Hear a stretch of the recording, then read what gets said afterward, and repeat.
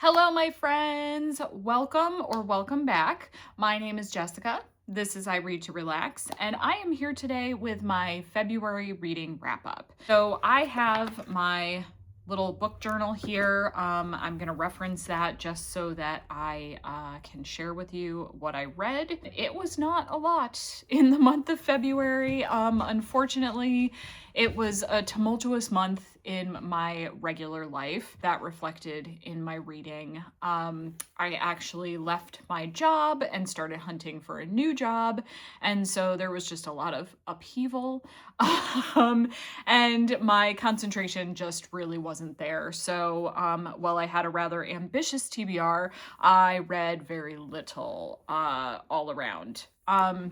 So I am going to share the 5 books that I managed to finish during the month of February, and then the 2 that I am still currently reading at this point. The first book that I read in the month of February was Seize the Chaos by Silas Reams.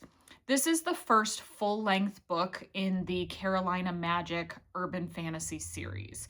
So Silas Reams wrote the Shifter Vengeance series, which I absolutely loved, and that main character, Never, and her found family are in that series. One of the side characters from that series is now the love interest in this new series, which I think is amazing. So I'm excited for that. I had read the prequel, Seize the Chance, sometime last year and absolutely loved it. And so I was excited to read this first full-length novel. It did not disappoint. I think Silas Reams is a great urban fantasy author. So I did a rapid review video on this specific book, so I'm not going to go too far into detail. You can go back and check my channel for that to get a little more detail. But the main character, Lena, is a naiad, like a water shifter. And so she lives in this Carolina beach town and she does like diving tours. That's her business. But in both the prequel and then this main first book, she gets embroiled in essentially like a mystery. And so she and her friends start sleuthing. This one, there are like supernaturals that are getting kidnapped. They don't know what's going on. So she and her best friend start investigating, and then her best friend's friend, who lives in a different part of the country, is the character from the original Shifter Vengeance series, and he comes to help assist, and, you know, stuff ensues. But what I loved about this one was, again, we're starting to build a found family. There's a slow burn romance with lots of like fun tension. The best friend relationship in this book is amazing. They're more like sisters, like chosen sisters, which I love. And the mystery was great. This is one where it really felt like even if you took the supernatural element out of this storyline, it was something relevant that could be happening today. So like that was really cool. And then, one of the things I love about this is the main character has wicked anxiety. So there's that anxiety rep like all the way, like mental health rep all the way through this series. So loved this one, 5-star, great start, great official start to the series. So I'm excited to read book 2 when that's coming out. The next book that I finished was one that had been on my physical TBR for years. I picked this book up, I think, when it was coming out and just never actually read it, which kills me. So I was glad to finally get this one read and essentially out of my house. And that was Fairy Godmothers, Inc. This is the first of a series with the same name. Was what I would call an actual fantasy romance. It's a romance, but with massive fantasy elements. So in this one, the main character grew up with these 3 godmothers. It turns out that they are indeed fairy godmothers, but she doesn't know that until the events of this book when she's an adult. They also help to raise a young man. He has known that they were actually fairy godmothers. But what happens is the man and the woman, the main characters, attempt to have a relationship, and something goes horribly, horribly wrong because she is cursed with terrible bad luck, like literally cursed with bad luck. And so they split, horrified, never to talk again. But the town that the fairy godmothers live in, which is a fairy tale town, is losing its magic. So they decide that they are going to bring these two together because they're fated to be, and they are going to have them get married, and it's going to be a splashy marketing opportunity for the town. People can come and get married in this fairy tale setting. They'll start a business, and lots and lots of shenanigans ensue along the way. This one was like a 4-star read for me. It was cute. It had moments. It also had some super cringy moments. I liked it, but I didn't love it. I definitely did not love it enough to want to continue the series, so this is it for me. Just the first one in the series. The next one that I finished was one that I picked up at the library randomly. I went to renew my library card and found this book on the staff pick shelf. And the cover drew me in, and the synopsis drew me in, the fact that somebody was recommending it, and I was like, you know what, I'll give it a shot. So I read The Sky Beneath Us by Fiona Valpy. And I really loved this one. It's sort of outside the normal type of book that I would pick up, which I thought, again, was great.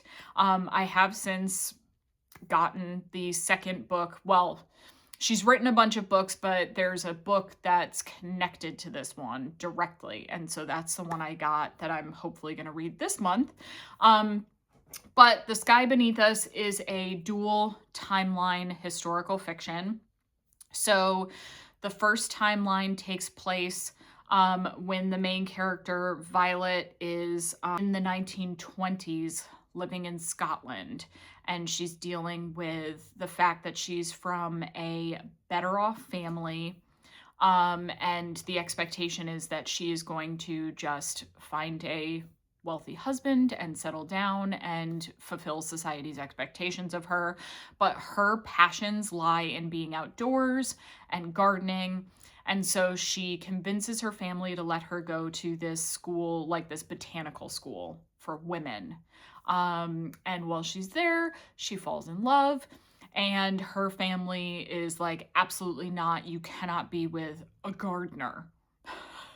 So there's that timeline. And then the other timeline is her great-great-granddaughter,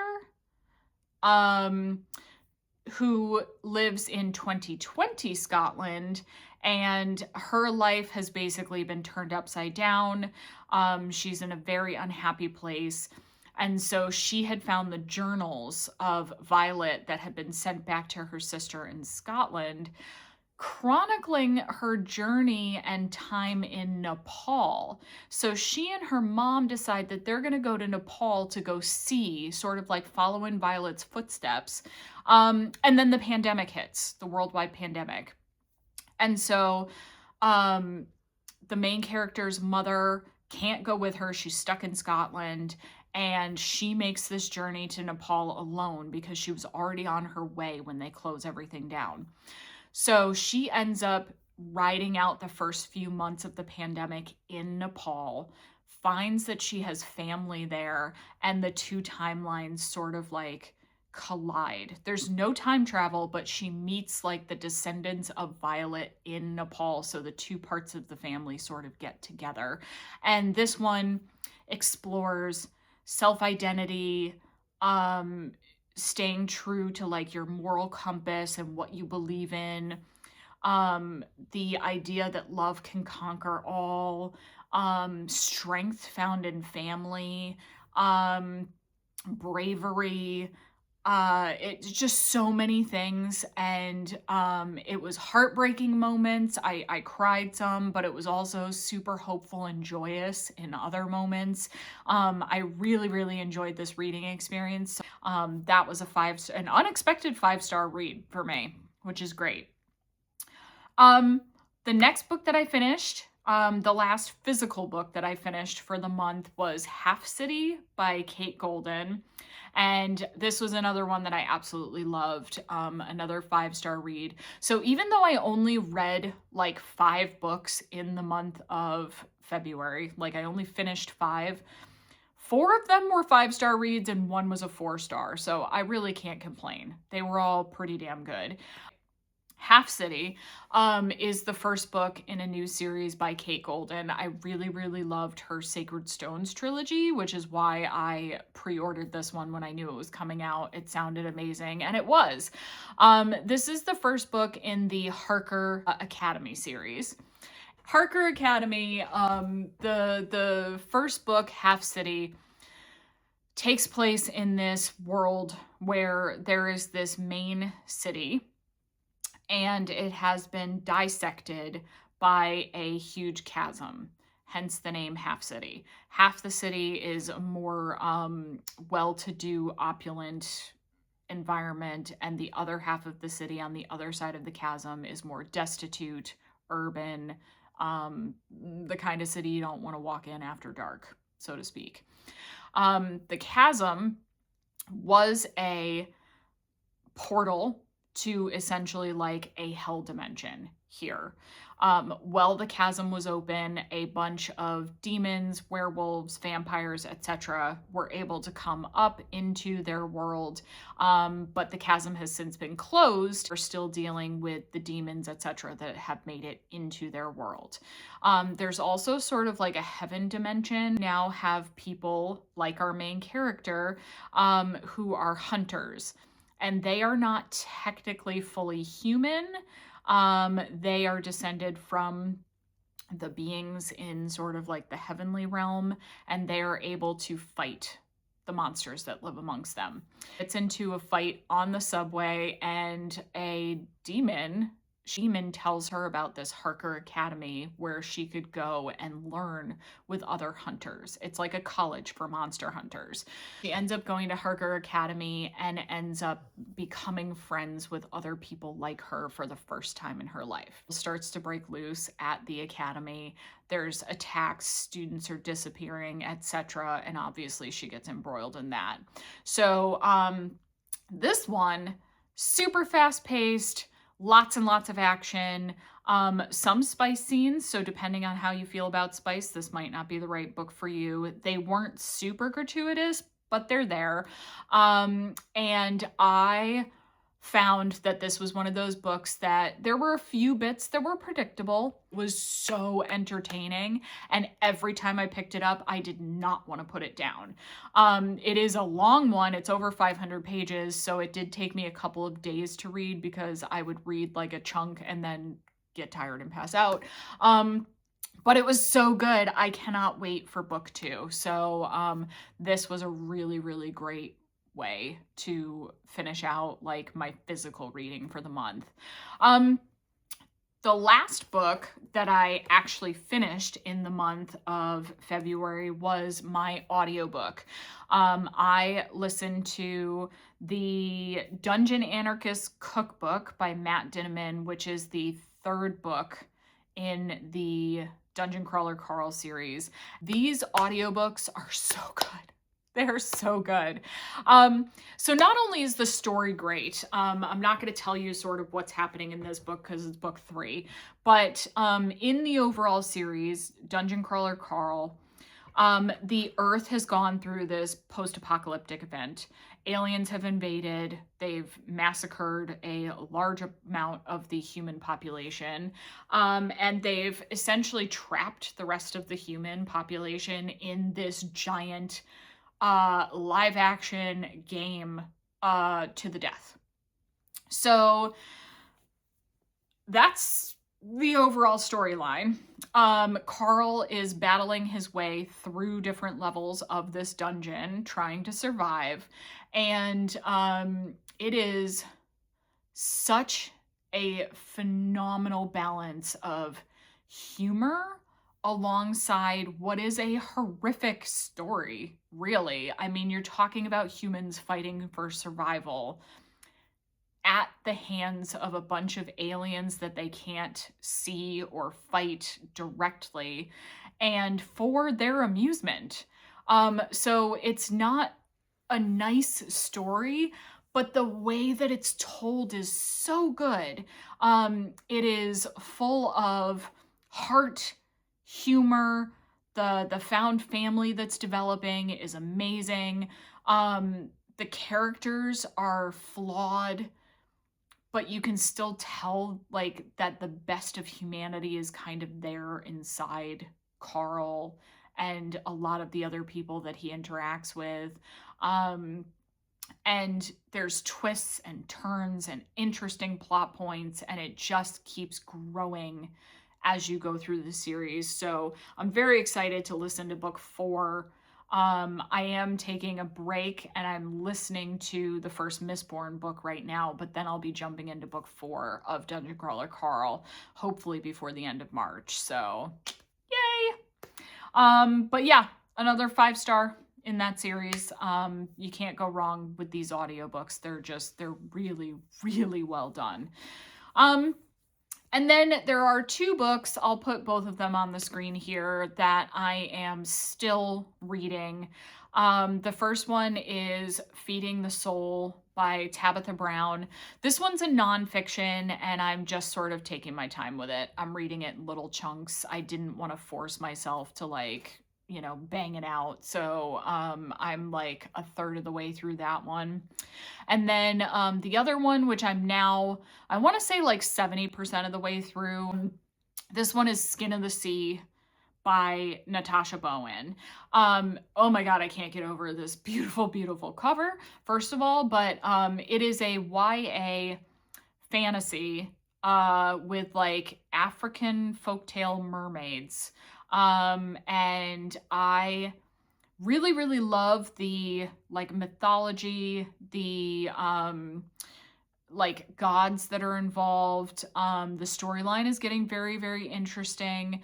There's a hint of romance, but it's like forbidden romance. But hopefully I'll finish that one fairly soon.